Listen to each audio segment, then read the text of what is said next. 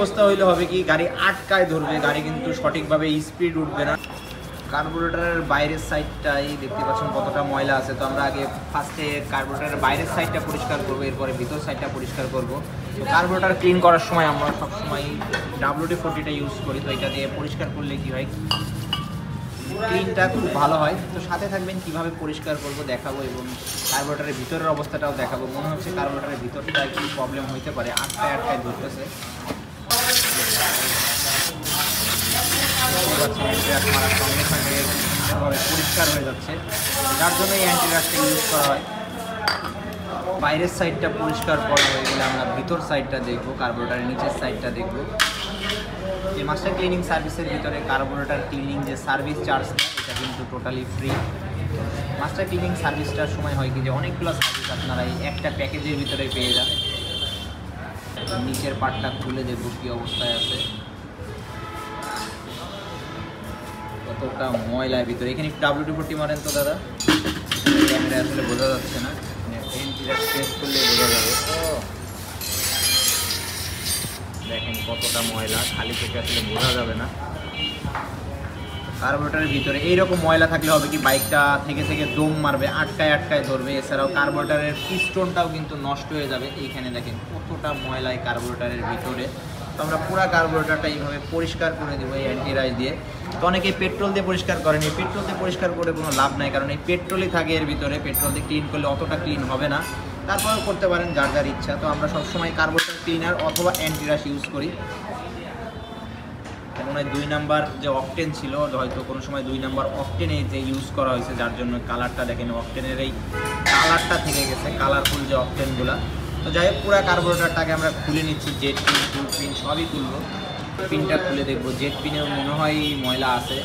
এখন বাইকটা দম মারতো নাকি জানি না, উনি ভালো বলতে পারবে যে যার বাইকটা। এই যে দেখেন ছিদ্রগুলো কীভাবে আটকানো, এই ছিদ্রগুলো আটকায় থাকলে সঠিকভাবে ফুয়েলটা প্রেস পাঁচ করবে না এবং বাইকে দম মারবে, মাইলেজ ড্রপ করবে। তো কার্বোরেটরটার অবস্থা যে পর্যন্ত খুলছি এই পর্যন্ত ভয়াবহ অবস্থায় আছে। তো আমরা কার্বোরেটর পিস্টনটাও দেখবো। অবস্থা কালের স্বর্গরাজ্য। পিস্টনের অবস্থাটা কি হয় না, পিস্টনের অবস্থা খুব একটা ভালো আছে। পুরা চাঁদ মামা বের হয়ে গেছে। কার্বোরেটর পিস্টন টোটালটাই এইটা পুরোটাই ধার হয়ে গেছে। বাইক না গাড়ি আটকায় ধরতো না, তো মেন হচ্ছে এই অবস্থা হইলে হবে কি গাড়ি আটকায় ধরবে, গাড়ি কিন্তু সঠিকভাবে স্পিড উঠবে না, রানিংয়ে আটকায় ধরবে, কোনো সময় 80-90-এর উপরে যেও আটকায় ধরবে।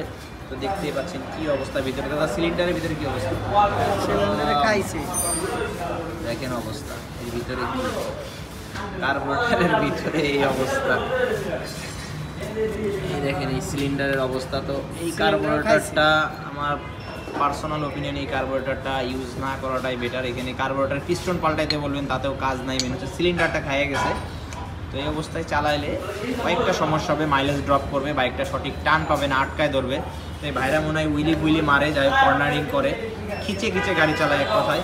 যাই হোক এটা আমরা পরিষ্কার করবো অথবা চেঞ্জ করে দিব, যাই করবো দেখাবো, সাথে থাকবেন। আমরা এটা ভালো করে পরিষ্কার করব, করে এটা ইনস্টল করে দেবো, একটু ঘষা দিয়ে দিব, এক কথায় তেলে করে দেবো। এখানে অনেকটা ধার হয়ে গেছে, দাদা একটু পরিষ্কার করে দেন ভালো করে। পুরো কার্বোরেটরটাই আমরা এইভাবে পরিষ্কার করব, যে ময়লাগুলো আছে ময়লাগুলো ব্রাশ দিয়ে ভালো করে ঘষে নিব। কার্বোরেটরের পিস্টনটা ভালো করে পরিষ্কার করে দিব, যে কালি আবরণ আছে এটা পিস্টনটাই মেন হচ্ছে কাজ করে দিতে হবে। তো আমরা এটা ভালো করে পরিষ্কার করে ডোলে যে ধারালো ভাবটা আছে এটা ক্লিয়ার করে দিব, এবং এর সাথে ইঞ্জিন অয়েল দিয়ে দিব, যাতে কিছুদিন ভাইয়া চালাইতে পারে, এটা মাসখানিক যাতে চালাইতে পারে। এখন একটু বাজেটের সমস্যা আছে, যার জন্য এটা এখন চেঞ্জ করবো না। ভিতরের সাইডটা ভালো করে পরিষ্কার করবো, ভিতরের সাইডে প্রচুর ময়লা আটকায় আছে, মেন হচ্ছে পুরো কার্বোরেটরটাই পুরো ডাস্ট অবস্থায় আছে। তো এই অবস্থায় কার্বোরেটরগুলো আসলে ইউজ না করাটাই বেটার। তারপরে যদি বাজেটের প্রবলেম থাকে সেই ক্ষেত্রে আলাদা বিষয়। তো আমরা এই মাস্টার ক্লিনিং সার্ভিসের ভিতরে কার্বোরেটরটা ক্লিন করে দেয়। তো আমরা এটা ভালো করে পরিষ্কার করবো। তো ভিতর সাইডটা আগে ব্রাশ দিয়ে ভালো করে ঘষে নিচ্ছি, যাতে ময়লাগুলো বের করা যায়। এই সাইডটা দেখতেই পাচ্ছেন ময়লার আসলে শেষ নাই, খুবই বাজে অবস্থায় আছে। তো আমরা চেষ্টা করতেছি সিলিন্ডারটা একটু ভালো করে ঘষে দেওয়ার, যাতে কিছুদিন অন্তত চালাইতে পারে। ভালো করে ডোলে নিয়ে এবার আমরা অ্যান্টি রাইস দিয়ে ময়লাটা বের করে দিব। একটা কার্বোরেটর ক্লিন করতে মোটামুটি 20 থেকে 25 মিনিট সময় লাগে যদি ভালো মতন রিল্যাক্সে কাজটা করা যায়। যাই হোক আমরা সুন্দরভাবে কাজ করে দিব। তো যারা আমাদের কাছে কাজ করাতে আসেন একটু সময় বেশি নিয়ে আসবেন যাতে কাজটা ভালো করে দিতে পারি আমরা। জেট পিনটা পরিষ্কার করব, জেট পিনে যে ছিদ্রগুলো আটকায় ছিল এই ছিদ্রগুলো ভালো করে ঘষে ঘষে এটা ক্লিয়ার করে দিব। দেখতে পাচ্ছেন কতটা ছিদ্রগুলো আটকায় আছে, এই ছিদ্রগুলো ভালো করে এভাবে পরিষ্কার করে দিব এবং হাওয়া দিয়ে ছিদ্রগুলো ক্লিন করে দিব যাতে ভালো করে ফুয়েলটা পাস করতে পারে। তো পুরো কার্বোরেটরটাই ঠিক একইভাবে আমরা পরিষ্কার করে দিই। তো ভিডিওটা অনেক বড় হয়ে গেছে, সাথেই থাকবেন, আরও কী কাজ করবে এই বাইকের আপনাদের দেখাবো। তো কার্বোরেটরটা ক্লিন করা হয়ে গেছে, এখন জাস্ট আমরা হালকা করে পিস্টন ইঞ্জিন অয়েল দিয়ে এটা ইনস্টল করে দেবো।